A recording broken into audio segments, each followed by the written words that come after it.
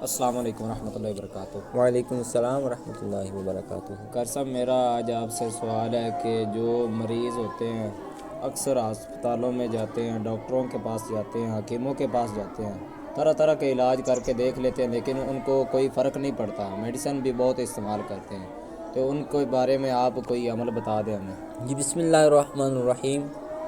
جیسا کہ پچھلی ویڈیو میں نے جو بتایا، قل هو للذین آمنوا ھدی و شفاء، تو جتنا بھی زیادہ مرض ہو، کوئی کیسا ہی مریض ہو، اللہ پاک نے قرآن مجید کی 2 آیات ایسی نازل فرمائی ہیں کہ جو بھی مریض ہو اس کے گلے میں ڈال دیں، پہن لے وہ تعویذ کے طور پہ، تو انشاءاللہ اس کا مرض ختم ہو جائے گا۔ ماشاءاللہ۔ وہ کون سی 2 آیاتیں ہیں؟ وہ سورہ بقرہ کی آخری 2 آیات ہیں۔ آمن رسول سے لے کے واعف عنا واغفر لنا وارحمنا انت مولانا فانصرنا علی القوم الکافرین، یہاں تک 2 آیات کو کاپی پہ لکھے، پیج پہ، اس کو تعویذ بنا لے، ٹھیک ہے؟